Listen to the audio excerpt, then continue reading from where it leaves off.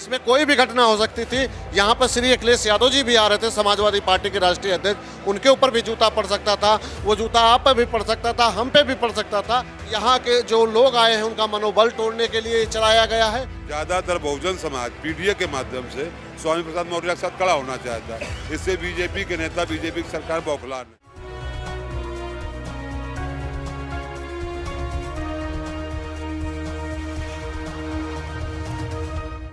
अब आप देखिए तस्वीरों से बिल्कुल साफ है, ये वही ऑडिटोरियम है, ये वही जगह है जहां पर स्वामी प्रसाद मौर्य के ऊपर अभी अभी थोड़ी देर पहले हमला हुआ। साफ तौर पर आप देख सकते हैं तस्वीरें, ये जगह है जहां पर स्वामी प्रसाद मौर्य के ऊपर जूते से आकाश सैनी नाम के शख्स ने हमला किया है और उसके बाद पुलिस द्वारा उसे गिरफ्तार कर लिया गया है। वो वकील के वेश में था ऐसा बताया जा रहा है। आप सामने देख सकते हैं जिस तरह से यहाँ पर कार्यकर्ता लगे हुए हैं, कार्यकर्ताओं में काफ़ी आक्रोश है और कार्यकर्ताओं ने उस शख्स को मार मार के अधमरा कर दिया और पुलिस के हवाले कर दिया। आप सामने देख सकते हैं जिस तरह से ये कोट है, इसी कोट को पहन करके वो शख्स यहाँ पर काफ़ी देर से इंतज़ार कर रहा था और स्वामी प्रसाद मौर्य के आते ही उसने हमला शुरू कर दिया। और देखने वाली बात सबसे बड़ी ये है कि इतनी सुरक्षा होने के बावजूद भी स्वामी प्रसाद मौर्य पर हमला हो गया और उनके अधिकारी खड़े खड़े देखते रहे।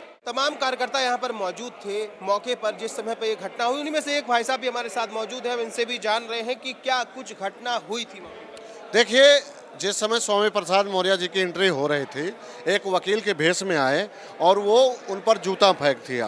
तो ये देखिए सत्ता और शासन के शरण में हुआ है, ये कोई राय नहीं है, इस पर कोई शक भी नहीं है कि जहाँ पे ओबीसी का समाज इतना बड़ा इकट्ठा हो और वहाँ पे कोई आकर एक वैसी सोच रखने वाला आके जूता मार दे। इतनी सुरक्षा के बीच कैसे घटना हो गई? देखिए, सुरक्षा आप खुद देख लीजिए सुरक्षा कैसी थी।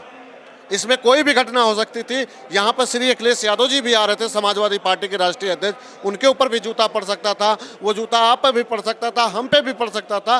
तो ये सरकार जो है इस प्रोग्राम को निरस्त कराना चाहती थी और यहाँ के जो लोग आए हैं उनका मनोबल तोड़ने के लिए चलाया गया है। और ओबीसी समाज से मैं ये कहना चाहता हूँ कि देख लो, ये जूता ही उस समाज पे पड़ा है जो पिछड़े वर्ग के और दलितों की आवाज उठाने के लिए काम करते हैं। उनको इसी तरह जूते से अपमानित किया। सपा के पूर्व विधायक दारा सिंह चौहान के ऊपर कल जिस तरह से घोसी में स्याही फेंकी गई, आज स्वामी प्रसाद के ऊपर जूता फेंका गया, लेकिन दोनों की पार्टियां अलग अलग हैं। क्या लगता है किस तरह की राजनीति उत्तर प्रदेश में हो रही है? कल जो दारा सिंह चौहान पे स्याही फेंकी गई थी, उसने आज पुलिस को सरेंडर कर दिया अपने आप को और उसने उन लोगों के नाम बताए हैं कि उसमें से एक भारतीय जनता पार्टी के वहाँ के नेता हैं। उन्हीं के कहने पे उसने स्याही फेंका। तो ये भी आज से कल तक खुलासा तो होना ही चाहिए कि ये किसके कहने पर यहाँ पर आकर ये जूता मारा। सबसे बड़ी बात तो ये है कि इतनी सुरक्षा होने के बाद जिस तरह से इसने यहाँ पे जूता मारा है, आप किस पे सवाल उठाएं?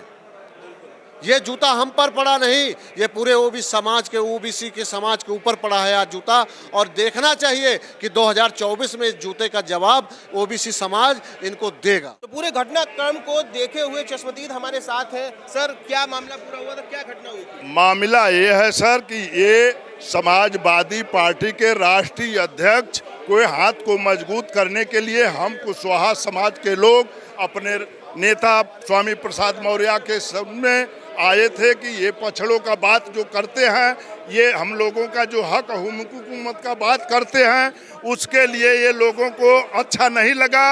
ये चुन्नी रखे थे मुट्ठा भर, ये अपने ये जो काम किए हैं उनके गाल पर जूता फेंकने का काम किया है। ये बड़ी शर्मनाक घटना है, इसका मैं कड़े रूप से निंदा करता हूँ। इतनी प्रशासन की व्यवस्था मजबूत होने के बाद भी इस तरह की शर्मनाक घटना को अंजाम दे गया।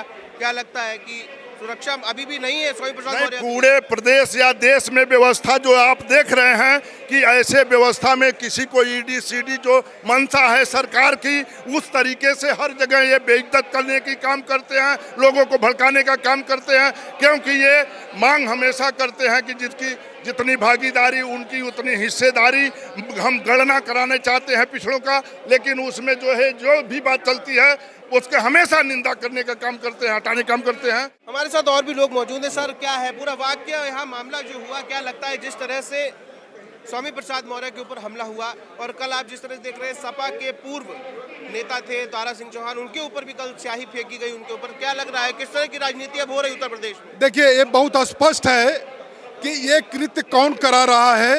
रह गई बात, जब सपा में थे तो सपा के विधायक थे, आज वो बीजेपी में हैं। और एक बात, ये मौर्य समाज का जो सम्मेलन है ये अखिलेश के लिए पीडीए सम्मेलन था और पिछड़ा अल्पसंख्यक दलित वर्ग, बीजेपी जब सत्ता में आई थी उस दिन तो हमारे योगी जी का नाम नहीं था, केशव प्रसाद मौर्य प्रदेश अध्यक्ष है, केशव प्रसाद मौर्य को लेकर के ये समाज जुड़ा हुआ था। रह गई बात कि दलितों का अपमान करना, पिछड़ों का अपमान करना और ये जूता और स्याही, ये एक बहुत बड़ी साजिश है। दूसरी बात, आप चैनल के माध्यम से मैं कह देना चाहता हूं कि वो व्यक्ति पकड़ा गया है, उसकी खुलासा होना चाहिए, ये किस जात का है, किस धर्म का है, कौन है। सबसे बड़ी बात हम ये है आपसे कि कह देना चाहते हैं कि मैं संजय पांडे हूं, तो संजय पांडे कह देने से मैं संजय पांडे नहीं हो जाऊंगा, मैं संजय मौर्य हूं। इसकी जांच करनी चाहिए। क्या लगता है स्वामी प्रसाद मौर्य की सुरक्षा अभी भी कम है जिससे कि इस तरह की घटनाएं हो रही? इतनी सुरक्षा होने के बाद भी ऐसी घटना होगी? देखिए, सुरक्षा की जहां तक बात है और साजिश की जहां तक बात है, सुरक्षा और साजिश ये शासन और प्रशासन की जिम्मेदारी है और ये शासन प्रशासन की नाकामी है। और रह गई बात, किसी के ऊपर इस तरह के हमले होते हैं, चाहे बीजेपी का व्यक्ति हो और चाहे सपा का हो, चाहे बसपा का हो, ये किसी के लिए शुभ संकेत नहीं है। आरोप प्रत्यारोप करना ये किसी के लिए हित में और सम्मानजनक नहीं है। इसलिए मैं इसका घोर निंदा और घोर विरोध करता हूं, ये चाहे जिस समाज का हो। लेकिन इसमें शासन और प्रशासन को इसको खुलापा करना चाहिए। क्या कह रहे हैं आपकी, क्या लगता है? आप मौके पर मौजूद थे, क्या देखा? मौके पर मौजूद तो भीड़ के बीच में से उसने चप्पल उठा के फेंक दिया और उसका क्या उद्देश्य था वो मौर्य समाज का नहीं था। अब भीड़ में से तो नाम गलत नाम, जैसे हमें अभी कोई मिश्रा बता दे, नाम पुलिस ने बताया है कि उसका नाम आकाश है। नहीं, पुलिस को तो ऐसा हर समाज में आकर के इस तरह से हरकत करेगा। आप भी एक परिवार से, एक समाज से आप भी आते हैं, ये बहुत समझने वाली कॉमन सी बात है, बहुत सिंपल बात है। ये मौर्य समाज का व्यक्ति नहीं है। कुल मिलाकर क्या सरकार से अनुरोध करें? उसका कोर्ट वगैरह सामने पड़ा हुआ है। सरकार से हम ये कह रहे हैं, चाहे घोसी की घटना हो, चाहे स्वामी प्रसाद के साथ घटना हो, इसकी हम कड़ी निंदा करते हैं और उसको जितनी सजा बनती है उसको सजा मिले, क्योंकि ये राजनीति में इस तरह के कृत्य चाहे किसी के साथ हो वो क्षम्य नहीं होनी चाहिए। दलित पिछड़ों के साथ खिलवाड़ कर रहे हैं लोग, दलित पिछड़ों के साथ खिलवाड़ हो रहा है, क्योंकि पीडीए के माध्यम से जो सत्ता परिवर्तन की लड़ाई उत्तर प्रदेश शुरू की है उसके हीरो स्वामी प्रसाद मौर्य जी हैं, क्योंकि बहुजनों के नेता रहे हैं। ज़्यादातर बहुजन समाज पीडीए के माध्यम से स्वामी प्रसाद मौर्य के साथ खड़ा होना चाहता है। इससे बीजेपी के नेता, बीजेपी की सरकार बौखलान है, खासकर आरएसएस के लोग। जो घटना करता था वो बहुत बड़ी चुरैया रखे था, लग रहा था कि वो आरएसएस का आदमी है, दूर से दिखाई दे रहा था। अब प्रशासन कुछ बताया, क्या बताया, ये अलग बात है। सच्चाई ये है कि बढ़ते हुए पीडीए के स्वरूप को इससे बीजेपी बौखलाई है, उसी में तरह तरह की साजिशें कर रही है। अभी उनका अपमान कर रही, कल दूसरे का अपमान करेगी, ये इनके हिस्से में रहा है। जात सूचक अपमान करना, समाज का अपमान करना, तो उनका हिस्सा है ये। देखिए, साफ तौर पर कार्यकर्ता जो यहाँ पर मौजूद है उन लोगों का ये कहना है कि चाहे घोसी की घटना हो या फिर स्वामी प्रसाद मौर्य के ऊपर जूता फेंके जाने की घटना, दोनों ही घटनाओं की निष्पक्ष जांच होनी चाहिए और सरकार को इस बात का ध्यान रखनी चाहिए कि इस तरह की राजनीति उत्तर प्रदेश में ना हो। राजधानी लखनऊ से वीडियो जर्नलिस्ट सूरज के साथ स्पर्श गुप्ता, टीवी 24।